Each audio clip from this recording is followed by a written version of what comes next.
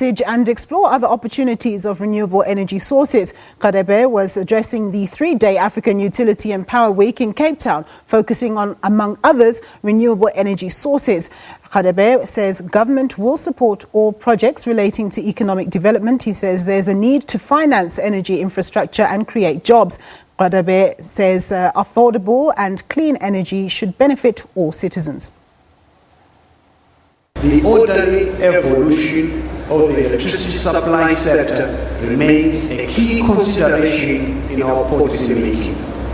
Small-scale embedded generation through biomass, biogas and municipal waste also hold great potential for improving municipal revenues, and we do expect to see increasing investment in the space as well. All municipalities have sites for processing waste. They also have sewer outflow sites. Technologies are now available for these resources to be added to the generation mix at small sub-utility scale. Well, for more on this story, we cross to our reporter Vanessa Poonah, who's standing by for us in Cape Town. Vanessa, what's the latest? Yes, good day to you. We've just heard Energy Minister Jeff Radebe. They're talking about small-scale generation, and of course, one of the key issues that he highlighted this morning during his address here at the opening of the 19th session of the African Utility Week is, of course, the issue of independent power producers and rather the private sector working together with government. Now, to this end, he said that the renewable sector has so far, or an amount of 250 billion rand has so far been injected into South Africa for the renewable energy sector. But of course, this conference of this nature draws together energy role players from across the continent. We know that over the next 3 days, 10,000 delegates will be making their way to the Cape Town International Convention Centre here. And joining me to talk a bit about the aims, of course, of this conference, which is, of course, also to foster economic growth on the continent, is Event Director Evan Schiff. Evan, a very warm good morning to you.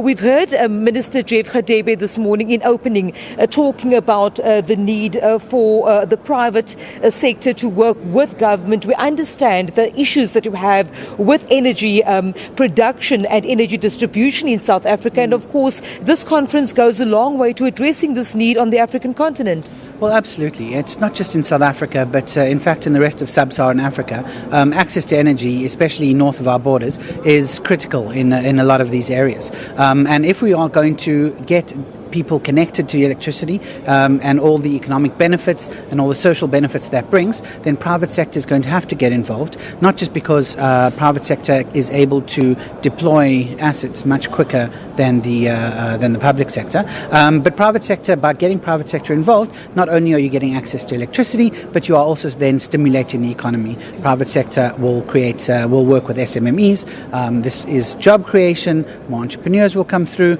and just by doing that, you are connecting people to power, you're getting those economic benefits, and then also you're creating new entrepreneurs and new SMMEs that will directly provide that power as well. The issue of funding for infrastructure has come under the spotlight here. I know the trade war between China and America, for example, was one issue cited. And of course, the CEO of Eskom, Mr. Pakamani Radebe, was speaking about the issue of funding, specifically for fossil fuel projects. And of course, when South Africa works in collaboration with the rest of the SADC countries and countries in the continent, this is a way to tackle the issue of funding for the very necessary infrastructure development projects on the continent. Absolutely. So I think by engaging into partnerships, we can accomplish a lot more. So if you look at things like the regional interconnects and the power pools that are happening in Africa at the moment, what these are organizations that are set up in order to enable spending on infrastructure between different countries. So a power pool is the setting up of transmission lines and distribution lines between different countries in a particular region. Once those connections are made and those interconnects are all active, that creates additional markets. So when Eskom has additional capacity or generation capacity, it can then sell that product into one of our neighbours, into one of our neighbouring countries, and likewise we can buy it.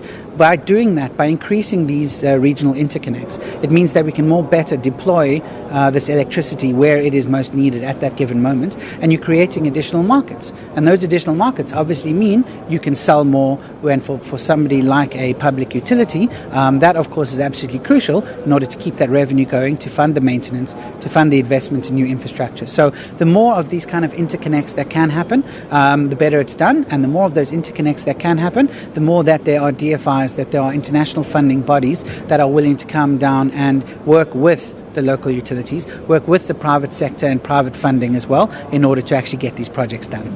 It's a 3-day conference. We do know that at some point over the next 3 days there will also be an industry awards ceremony. Tell us a bit about what this industry awards ceremony is about.